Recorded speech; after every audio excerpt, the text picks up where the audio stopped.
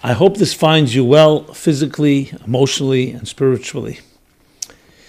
We are in very trying times, and the Meaningful Life Center, as its name promises, being a spiritual wellness center, trying to rise to the occasion and offer empowering resources in these challenging times. This program will be speaking about when your reality is no longer real. And the program is dedicated in honor of the birthday of Bonnie Lee Kellogg. May she continue to be a shining star. Especially in our days, we need all of us to be shining stars, to offer each other and everyone we come in contact with, not in physical contact today, in spiritual contact, through technology and through all other means, love, warmth, encouraging words. Because just as the virus attacks our physical systems, loneliness and despair and fear and uncertainty attacks our spiritual and psychological health.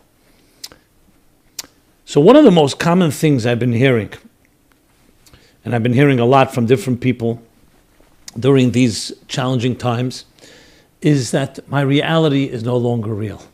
Everything I relied on, my job, my commute, my children going to school, the routines, the patterns, my income, my health, have all suddenly been stripped away. It's all uncertain on every possible level. And people are still trying to adjust because we're literally just in the early weeks of this pandemic. My reality is no longer real.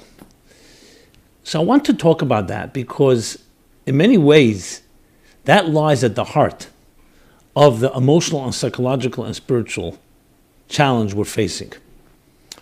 So of course we want to always begin, and as I said and I say it again, is with a blessing for health for every individual, because above all we need health. We need to be protected in every possible way from this coronavirus attacking us in the first place. And those that have already been infected, may God bless you that you come to quick, speedy, and complete recovery. But as long as it's still with us, we have to do everything possible to protect ourselves, our families and children, everyone around us, and then hence listen to every instruction to the T from our medical and health authorities and organizations. But at the same time, there's also our attitude. As I've been saying, and I repeat again, we may not have complete control of what's going on around us, but we have complete control of what's going on inside us. But we have faced a big challenge. The challenge is my reality. Everything I relied on, the institutions, the equities, the comfort zones, the security blankets. We all we've built up things we rely on, the things we depend on. Some of them we took completely for granted. And all of them are now being upended, upset. So there's no question that is not only disrupting us physically, it's disrupting us emotionally. When suddenly everything that was a routine yesterday is no longer that routine, it has to unnerve you. It has to be extremely challenging. But I want to go back to that line. My reality is no longer real. When our reality is no longer real. Because, interestingly, while this was unfolding, if that's the right word to use, I give, as some of you may know, a daily class every morning in a very profound Hasidic discourse. It's a mystical discourse.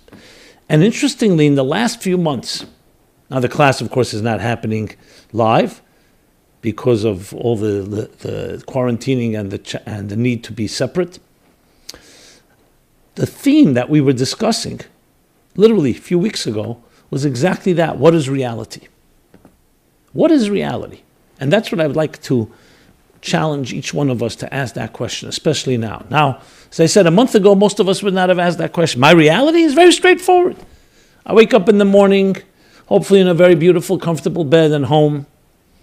Make myself a coffee. I exercise. I shower. I speak with my loved ones, with my children, with my spouse. And I have my plan for the day. Go to either, if I'm working, I'm going to work. And I have a schedule at work. And then there's lunch. Then there's the afternoon. Then there's the evening. If you don't go to work, what do you do at home? I'm shopping, I'm traveling, etc. We all had our trajectories, our game plan. That would be the definition of reality. If someone asks you now, what is your reality? My reality? All that I cannot do. I can't go to work. My children are not going to school. I can't even go out to shop. I have to stay indoors because I may have the virus, I may not have the virus. Either way, depending where you are, I'm sequestered. So I'm looking for ways to stimulate myself, and it's not easy. I have the children nagging me, and I have all kinds of other challenges. So some people are escaping in one way, and others, most of the people are just simply going crazy. I don't mean in a literal sense, but they're going mad. Because the whole reality, the entire comfort zone, the entire pattern of our schedules has been disrupted. But this forces us to ask the question, this behooves and compels us to ask the most important question of all. What is reality? Was that your reality? Just because it was your schedule and your pattern and you were comfortable with it and you relied on it, doesn't necessarily make it reality. You could say it was my reality. It was my subjective structure of my life. But at a time like this, and this is, I am not saying it as a positive, but it's one of the necessary things we must do is relook, revisit, recalibrate our entire perspective. What is reality? Because when we do that, we can regain an equilibrium and balance in life. So we look at what we thought was reality, and we look at what is true reality. And that is, my friends, the themes in these discourses that I mentioned. So I'm not going to go into the esoteric elements of it, the more abstract. I want to speak about it in a more practical way. So my book, Toward a Meaningful Life, which is a book that many people are turning to now when we need inner strength as our outer worlds are going through their challenges. So my book, I have a book chapter, Toward a Meaningful Life, the chapter on God. So I asked that question, exactly that, what is reality? And let's do it through a process of elimination. Let's begin from the outside and work our way in. So as I mentioned, most people's definition of reality is their schedule. It has nothing necessarily to do with any philosophical or theological or deeper understanding of reality, so to speak, on an existential and cosmic level. But rather, my reality is my daily reality, my schedules, my responsibilities, people's expectations, my job, my work, my home, my hobbies, my travel. We have our list. My recreational activities, entertainment activities, sports, intimacy, my romantic pursuits, you name the list. Not getting into now how important it is to prioritize. To put it in simpler terms, if someone were to say, what is my reality? My reality is what I can experience empirically right in front of me. What that means is, it's called sensory stimulation. That which my eyes can see, my ears can hear, my nose can smell, my taste can taste, and my touch can touch. The 5 senses. Sight, sound, taste, touch, and smell. I hear, just as an aside, that one of the symptoms of the virus, the coronavirus, COVID-19 as they're calling it, is a loss of taste and smell, 2 of those 5 senses. So interestingly, I have also suffering from that. Hopefully it'll go away very shortly. So 2 of the 5 senses that is so fundamental to our external stimuli that stimulate us are actually right now shut down by many of us. But we're left, thank God, with our sight, sound, and touch. So that would be someone's reality. What I see, what I hear, what I taste, I touch, and smell. Which, of course, really captures the entire spectrum of human conscious experience. Is that reality? Well, it sounds like that. But then think again. How about love? You can't taste love. You can't touch it. You can't smell it. You can't see it. You can't hear it. You can hear expressions of love. You can see someone you love. You can look at a loving gaze. But those are expressions. Love itself is not confined or contained or defined by sensory instruments, sensory tools. What about truth? What about your soul? What about your feelings, emotions? Now, love, there's also other feelings. Even now, feelings of fear, of concern, of uncertainty. These are all not defined and quantified by our senses. So you say, okay, my reality has now expanded also to things that are not sensory, but I have other tools to experience them. I feel love. I feel concern. And my mind, my ideas, I can't see them, I can't taste them, I can't touch or smell them or hear them, but I sense that they exist. So there's another form of experience. Is that where reality ends? And the answer is no. Because reality continues to go deeper and deeper to the point where there are things that you may not even be able to be conscious of. So if someone were to say to you, reality means that you need to experience it, isn't that more experiential reality? As opposed to true reality? There are many things happening in the world that we completely have no idea of. If I were to ask you, have you ever seen an atom or subatomic particles? Do you know that those are the building blocks of all of existence? So today, this is not a matter of faith, this is a matter of fact. But no one's ever seen an atom. That image we see in the school books that looks like a cluster of grapes, black and white, which are neutrons and the protons and electrons, which are like the electrical impulses that go around, are just a usable model, so we should be able to visualize it. But no one's ever seen atoms, and yet we know it defines everything. Atoms create the molecules in turn create the elements, and elements is something that we experience on the empirical level. So that which we spoke about empirically, its true reality is not even exposable to the eye. And there you can't even, in a sense, when I said the mind and the heart, you can at least feel or sense that you're thinking or comprehending. But here we're talking about realities that are completely invisible in every possible way to all our senses.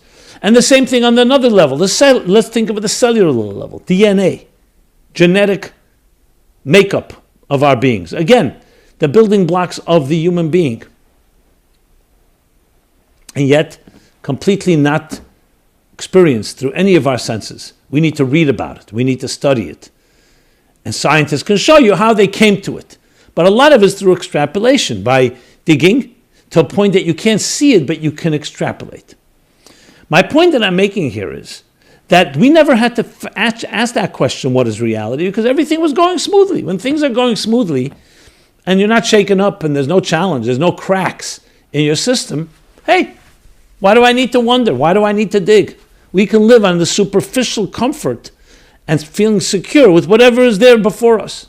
When it's suddenly the carpet is pulled out from under you and you don't feel that, then you say to yourself, either you lose totally control, which can, of course, drive a person completely insane, or you say, 1 second, there's another reality. There are many dimensions of reality that I must turn to. And that's where we find our solace, and that's where we find our strength. Those of us who already have that inner reality at work, it's not difficult. Because when one channel is shut down, you immediately go to another one, like what they say about investments, even though maybe that's not a good time to talk about investments, diversification.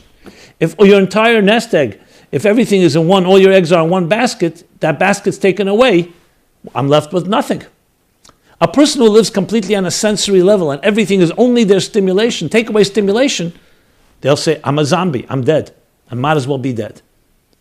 But if a person says, 1 minute, I have other resources. It's true, I also function on a sensory level in the things I see and hear and taste, touch, and smell. But I have a whole other reality, and I've developed it. Those that have developed that, not difficult for them to simply turn there. It's like saying, okay, you know what? I'm not getting stimulated on this level, I'll get stimulated on that level. People who truly have a healthy balance between their inner and their outer are going to find it easier. This doesn't mean there aren't concerns. It doesn't mean that they're not at risk as everybody else is to the exposure to the virus, to the coronavirus. But they have the resource of being able to turn to that. And that's, whether you're a person who already has that in place, or you're a person that needs to get that in place, either way we need to work on it now, because that's the focus. What does that inner reality look like? And as you'll discover, it's not just an alternative. It's like, you know what? Okay, I don't have my Netflix, so I'll go to my YouTube. No, this isn't about whether I have one basket or another basket. This is also coming to appreciate that these deeper inner realities are deeper realities, and they're far more real and far more absolute and far more enduring and permanent than our outer realities, which are far more temporary and temporal and temporary and impermanent. So to build security and to build security and to build a strength upon something that is temporary, you tell me what that sounds like. So we not only have an opportunity to find new stimulation, we have an opportunity to find real stimulation, and one that is far, far more enduring, not even comparable. So what does this inner reality look like?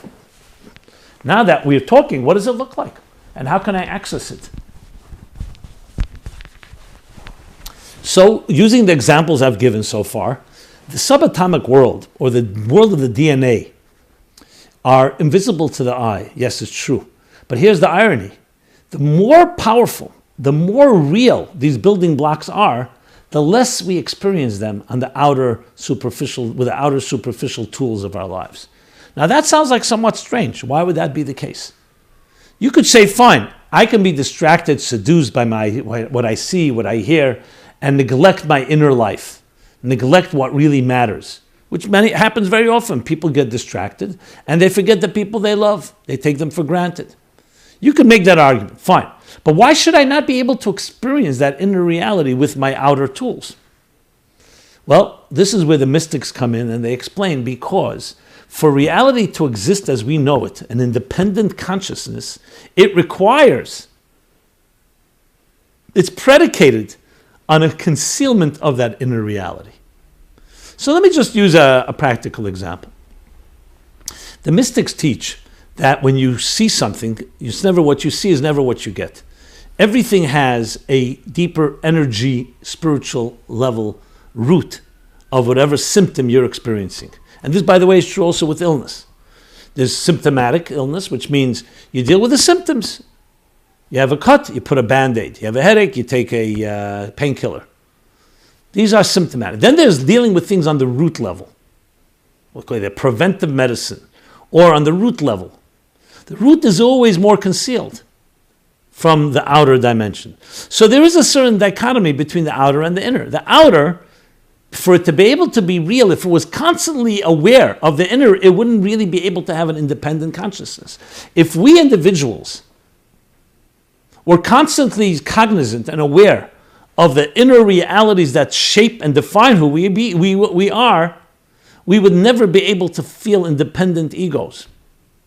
So there's a level of concealment between, we'll call it the subatomic and supraconscious reality to the conscious, tangible reality. And to just give an example, which I've done very often, it's a very practical example, but it teaches us a fascinating paradox. If someone were to ask you to speak about the weather, about sports, about something very superficial, you can speak about it for hours and hours. Just look at talk radio.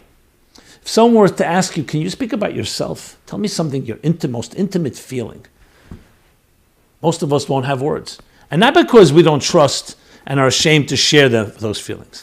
Because when you're dealing with inner feelings, the more intimate they are, the less expression we have. Now that seems like a paradox. Why? Because when it comes to things that are superficial, okay, at some point you should run out of words. How much can you talk about something like the weather, it's raining outside? But when it comes to inner things that are so close to your heart and soul, you should go on and on and on without any limitations. And it's not the way it is. The answer for that is, for this paradox, is because words are containers. And containers have parameters. They have limits.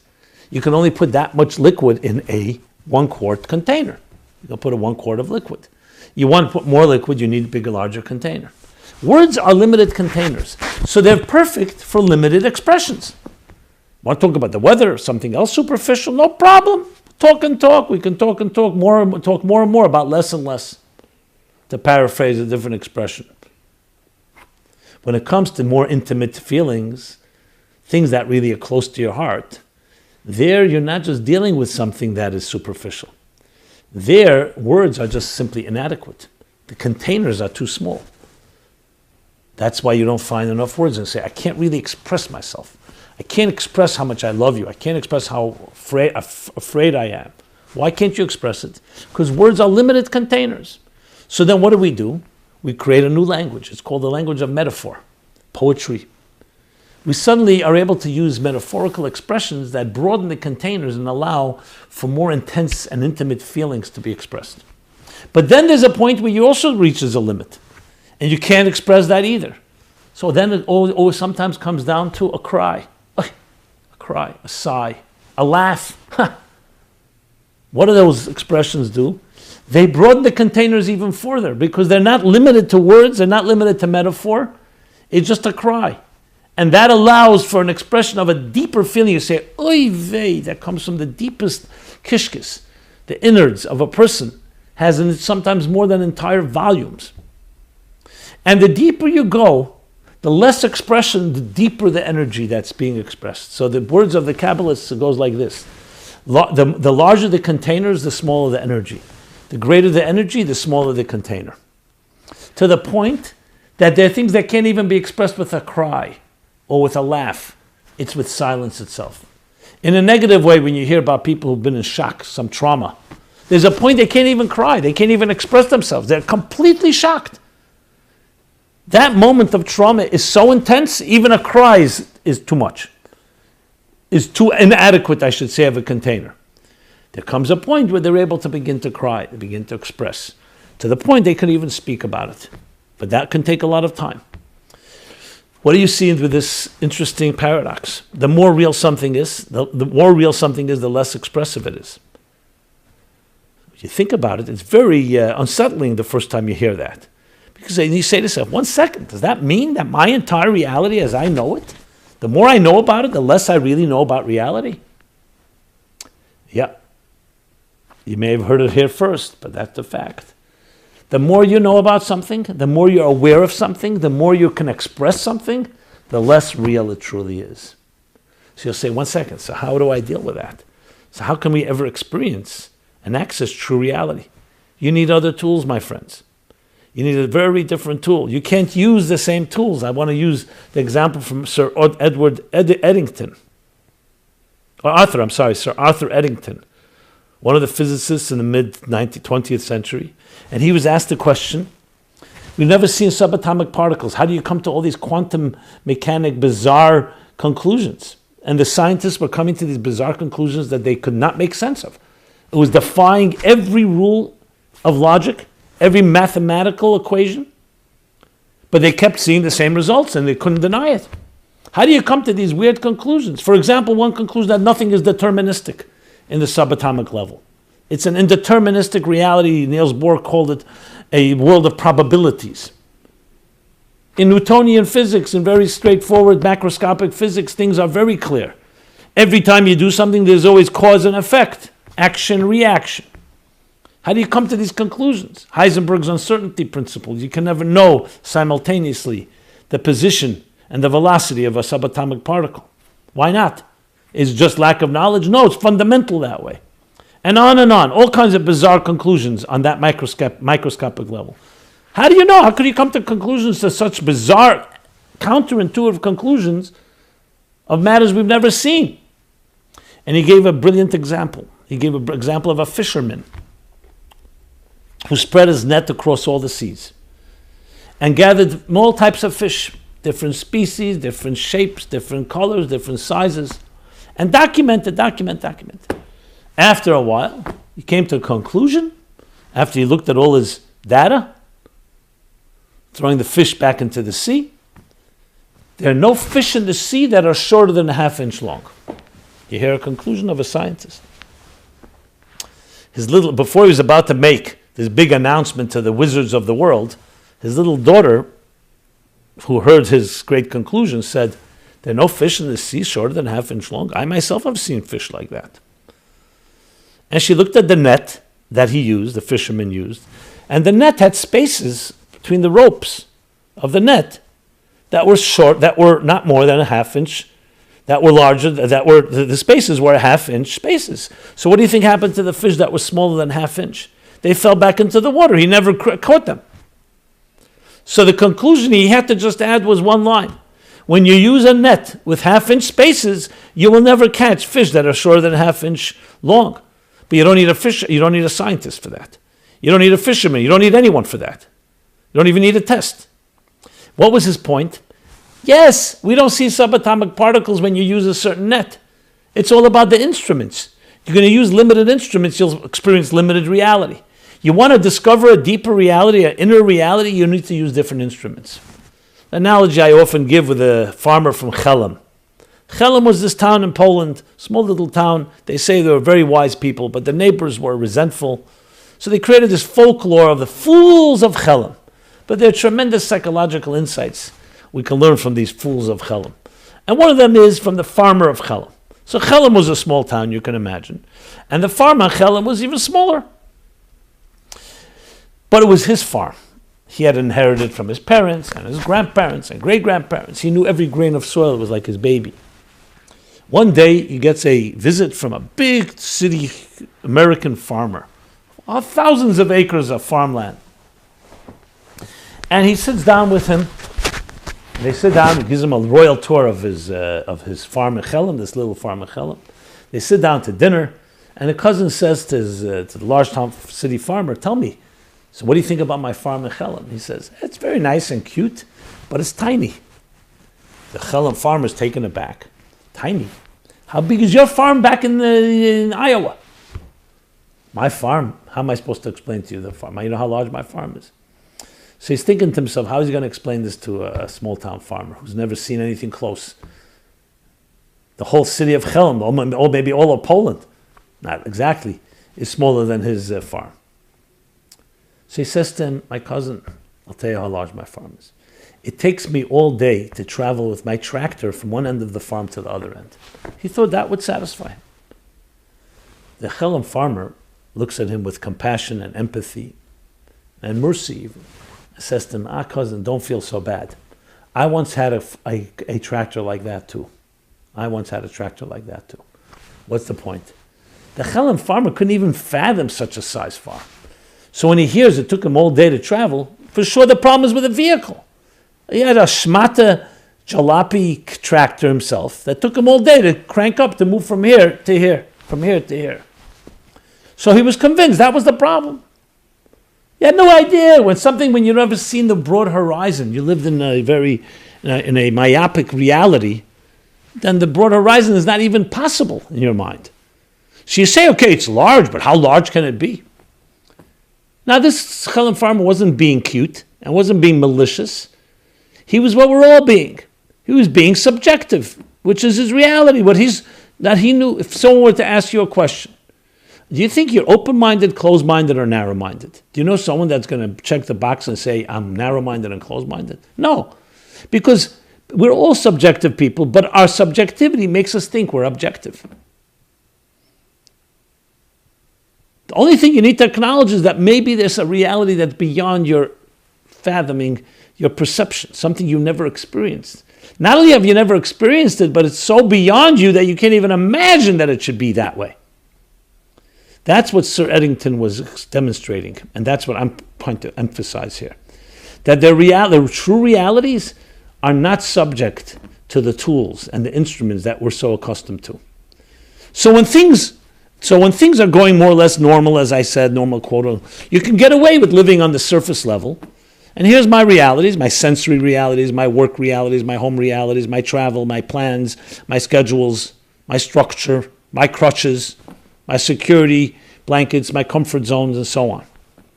But then, when that's stripped away, there's only one alternative. I don't even want to mention the alternative, because if you think that's it, that's like the Chelm farmer coming to realize there's no such thing my farm is completely meaningless compared to that size farm. That can be very, very, what's the word?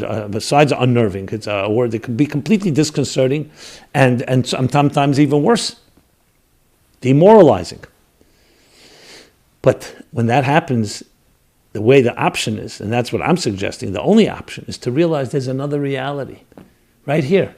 Who would have thought in the 21st century, in the year 2020 vision, 20 years into the new century, with everything ahead of us, technology booming forward, exploding, medicine advances, the longevity, age expectancy growing, conquering all kinds of illnesses. You name it, the breathtaking breakthroughs that we've all been experiencing. Growth of finance, of economy, of travel, comfort, standard of living, healthcare. And suddenly a microbe, small as a microbe, a minuscule microbe, comes out of the blue and has completely upended the entire world, upside down. That is extremely demoralizing, extremely disconcerting in every possible way. I'm looking for the right word. I don't even have the right words. Because everything that we saw was real. Everything that we relied on, everything that seemed like was in our control to some extent, no. So option one is you lay down and die, God forbid. You say, okay, you know what? That's that. That's life. Some people committed suicide after the stock market crash in the 20s. I don't even want to mention it because that was their only reality. I can't fathom it, but that was their only reality. Their honor, their power, their influence was all bound on how much money they had or how much money that people think they had. Perceptions. My friends, there's a whole other reality at work. And now there's no one on earth that can deny that because no one is in control of this. We still don't even know where this is going. So this is, you could see it as a statement of fear, driving fear and terror and unknown and uncertainty and hysteria and panic.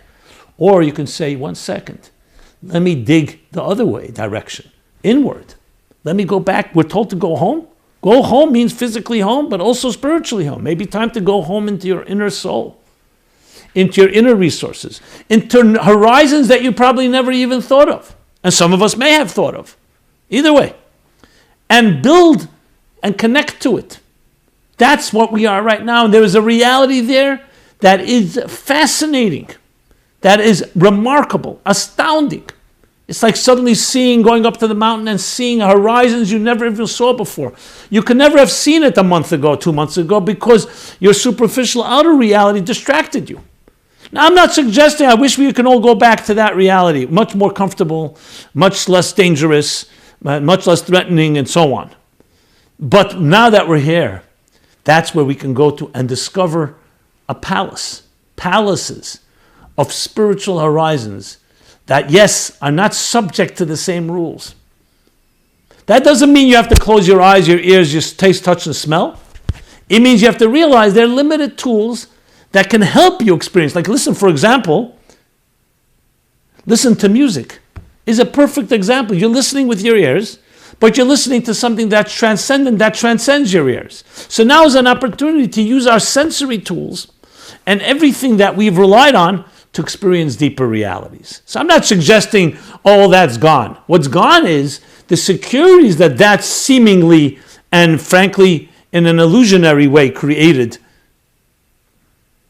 Some people are referring and saying, you know what, this idea I've heard somewhere, we're in the Matrix. Suddenly realize that the entire reality we knew is a computer program just to breed computer machines.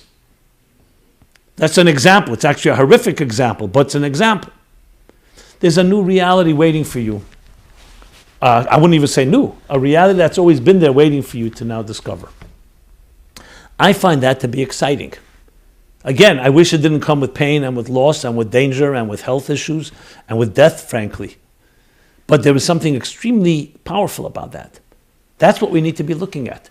A new inner reality inside you, inside your loved ones, inside everything in existence. Even inside the work you did, even inside money, even inside the coronavirus. Yes, there's a soul there too. That's gone awry. A distortion. It's not the topic of discussion right now, but we will be talking about that as well. Because everything has spiritual energy within it, and now is the time to access that energy. And the deeper you go, the more sublime it is. And perhaps, yes, you may not have the words, and you may not be able to have the irregular instruments, but doesn't mean you can't experience it.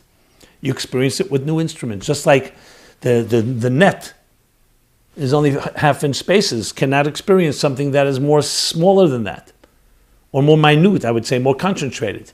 Just like the Chelam farmer could not imagine a farm of that size. So we have within us new horizons to discover. And that's true reality. It's a reality that's not defined by our senses. It's not defined by the moment, by the here and now. It's defined, it's real because it's real.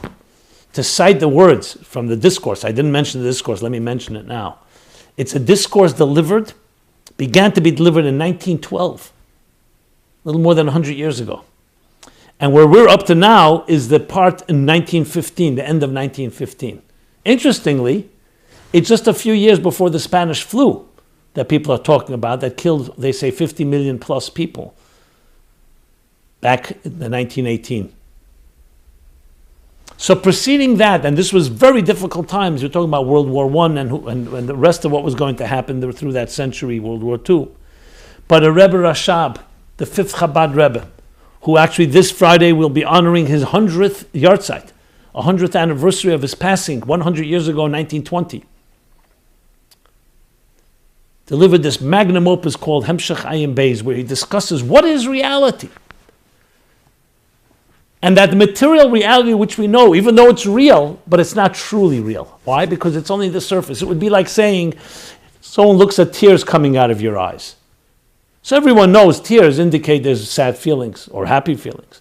So someone say, are the tears real or are the emotional feelings of sadness real? So the true answer is they're both real. But let's define reality. If someone were to say the tears are the only thing that's real because it's the only thing I see or feel or touch, no, that's not correct. What's more real is the feelings, because the tears wouldn't exist if the feelings didn't exist. Take away the feelings, there are no tears. The only thing is that tears we relate to more. Just because you relate to it more, because you can touch it, and it's wet, and it's salty, and you feel it, and see it, that doesn't make it more real. It just means that you relate to it more. You see the distinction? We have to stop worshiping the you relating to it. Who says you are the arbiter of reality? We can say, I experienced, like the Chelam farmer should have said, my experience is that a tractor travels from here to here because the tractor is broken.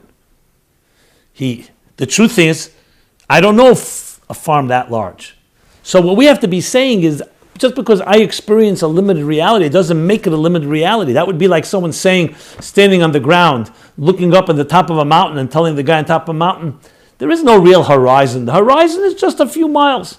And he says, what are you talking about? I see a horizon, come up here. And the person says no, he's adamant and stubborn and says no. That's foolish. You can say, what I see is only a few miles. But I'm open to the reality that perhaps it's far more than I see. That's the key thing to remember. When you see the tears, you can say, I see tears, but I understand, or I could understand there's much more. So when we say, what is real reality? It's all real. And the question is, are you seeing the tip of an iceberg, or are you seeing a lot more than the tip of the iceberg? So no one's taking away that the material reality is real. It's just saying that it's only the surface level. It's a limited level. And now we have the opportunity to dig inside and discover what makes it tick. What are the subatomic forces? What are the spiritual forces? What are the sub-spiritual forces? What are the superconscious spiritual forces? Both inside our beings, inside the universe, inside the people we love, inside everything going on, including the havoc, because there's an inner soul to that as well. It may be mysterious to us. We may not understand God's mysterious ways. We definitely don't. But when you start thinking that way, you start regaining control. And the interesting statement is you regain control, when you let go of control. Because you're not really regaining. Because when you control it with your tools, with your instruments, I see it, I hear it, I taste, I touch, I smell, or I own it. I own this amount of this equity. I own this furniture, this property. I own this amount of money. That's what you control. And when that's taken away from you, no, you know what? It's gone now.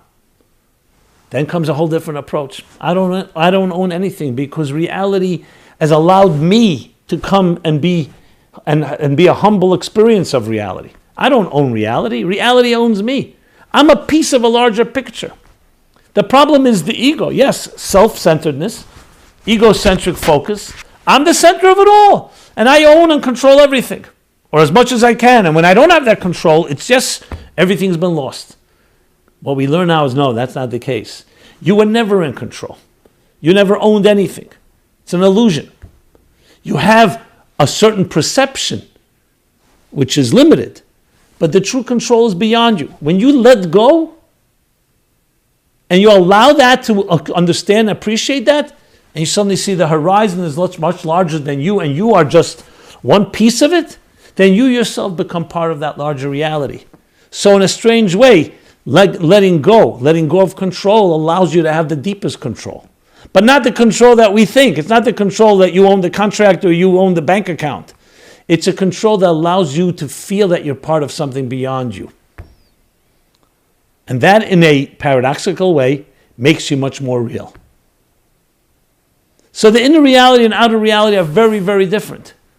One is about an illusion of control, illusion of, I know what I'm doing, I know what's coming tomorrow, my patterns, my structures. Another, no, you don't, you're not in control. But you surrender to that. And your vulnerability allows you to become invulnerable, because then you become an extension of a reality that's greater than you are.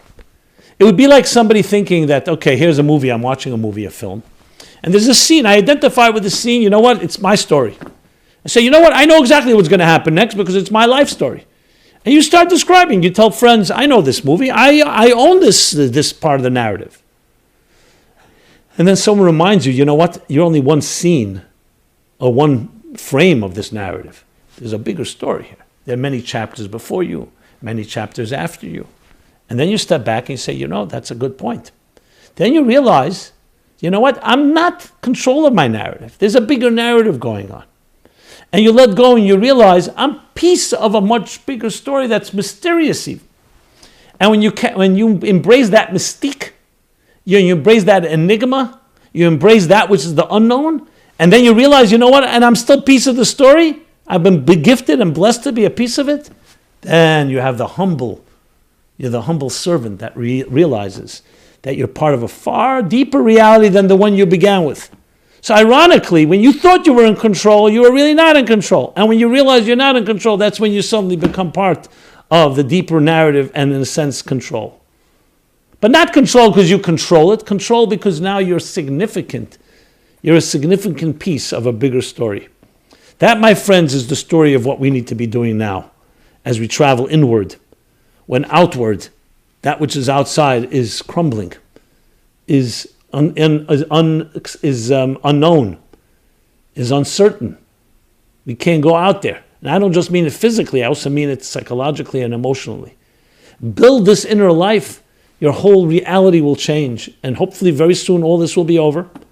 But you'll come back a new person, because then you can re-enter existence. You can re-enter civilization, re-enter society. Yes, the outer society of the sensory world and the regular parents, but now with a newfound wisdom. You've seen a deeper truth. You've seen the bigger picture, and you are part of that bigger picture. And hopefully when we go return to that world, and things come back what we would call normal, it's not normal any longer, because we realize all of that is now being informed by everything we've learned.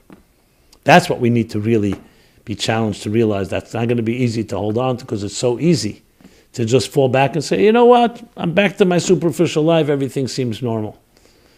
Hopefully we all can learn from this experience, because if not, it would be a disgrace. It wouldn't have been worth it. At least, with all the anguish and all the agony and all the aggravation we're going through, to at least say, okay, you know, I've learned about a deeper reality when I was sequestered, when I was quarantined, when I was isolated, when I was forced to leave my usual comfort zones behind and travel inward. And you find a new reality. And there are many dimensions to it. I intend to speak more about this, to give more classes, to talk about that deeper reality. I hope this did some justice to open up those horizons. And they're inside of you. They're tremendous. You will never be the same again once you discover that dimension inside yourself, inside your family, inside the world itself, inside reality. That deeper reality, including even this disruptive state, the coronavirus, and all that it's doing to society. To say one word about that, and a conclusive note, that is what the Kabbalists, the mystics say, that between every transition, as we travel from one reality, one level of awareness to another, the only possible way to really create a true transition, if it's going to be worth anything, is there has to be a disruption of the old in order to enter the new. There has to be a disruption of old awareness to enter and access new awareness. This new awareness would not be possible if we were just continuing going on the merry-go-round and roller coaster of our lives, because that would be what consumes us. Again, this is not a justification of what happened, but it's explaining the benefits and opportunities that we can derive of what happened. And that there is the ayin that's called, that between one state of being, where we were a few weeks ago, a few months ago, to get to a new era of heightened consciousness and heightened awareness and spiritual awareness, we're now in a stage what's called ayin, a vacuum, a void. It's like the seed that needs to rot and deteriorate before it grows into a beautiful plant. You need to melt down a piece of gold to turn it into a beautiful ornament. Mothers go through the pain of birth and pregnancy in order to give birth to a beautiful child. You need to shed one layer of skin to assume a new layer of skin. We all go through the awkwardness of adolescence to grow into adults. Creativity is a child of frustration. The greater the creativity, the greater the frustration that precedes it. You'd show any area where there was a birthing, some excellence grew out of something, you'll have to find a transition that had to crack the egg, shed the layer of skin in order to assume a new higher layer. Because as long as you're still holding on to the past paradigm, to past consciousness, then whatever comes is just an extension of that consciousness. You want something new, there has to be a disruption of a previous consciousness. And that's what we're going through, disruption. So we thought technology was disrupting commerce. Amazon was disrupting the entire retail world. Trump was disrupting Washington and politics and economics on all levels. All forms of disruption. You want disruption? Here we have disruption. I wish it wasn't that way. We all pray that it should not affect anyone in any negative way. It should only everyone be healthy. But disruption we have. And it's a disruption that can either lead to a complete shake-up of people's consciousness and psyches, and to the point that their nerves are frayed and completely overwhelmed, or we see the disruption, again, in the broader picture. There's a soul beneath the disruption. What does the broader horizon say? What does the broader narrative say of the film? Not just your piece of the film, not just your frame. That there's a disruption in order to lead to a higher state of consciousness and awareness. May we use this time well in that way. May everyone remain healthy, the best possible way, physically, emotionally, psychologically, spiritually. We're here for you, the Meaningful Life Center, especially now focused completely, and as our spiritual wellness center, focused completely on providing, creating, producing, providing, empowering, and indispensable resources in these challenging times. So please access it. We created a special Corona page. You go to meaningfullife.com/Corona. You'll see resources that are being built every day, constantly adding new materials. We just began a daily spiritual antidote, a short 3-minute, beautiful, powerful video that you can also download as a podcast, which fortifies and empowers your and our spiritual, psychological, and emotional immune systems. Be sure to subscribe to that. You go to YouTube, our YouTube channel at meaningfullife.com. We have a new playlist which we're just beginning. You go to our site, meaningfullife.com. You'll see all the different platforms where you can subscribe to these daily antidotes, spiritual antidotes, as well as other materials continuously being developed as we go. I'll be doing a few Zoom conferences the next few days for different audience of students. We'll be doing one next Sunday, which is about letting go and letting God. And you'll hear more information if you just subscribe to our materials. Look at our calendar, and you'll have all the details of all the upcoming resources, especially now that we're all home, to be able to access in a way that you can benefit from it, you and your families and all of us. And may we be healthy and well, and use this opportunity to discover a new reality, the inner eternal and permanent and absolute and immortal reality. Everyone be well and healthy. We're here this program is a Wednesday program, which is viewable all the time, but we unleash it, so to speak, broadcasted every Wednesday, 8:30 p.m., meaningfullife.com. Everyone stay healthy and well, and look forward to speak some more. Please don't hesitate, especially in this time, to share thoughts, comments, feedback, ideas, and suggestions. We're open. We're all quarantined. We're open to any type of program that you feel can be empowering and helpful to you or your families and friends.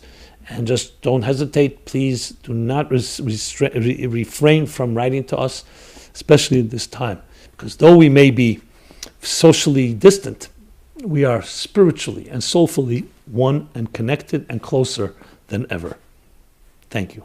This program is brought to you by the Meaningful Life Center. Please help us continue our programs. Make even a small contribution at meaningfullife.com/donate.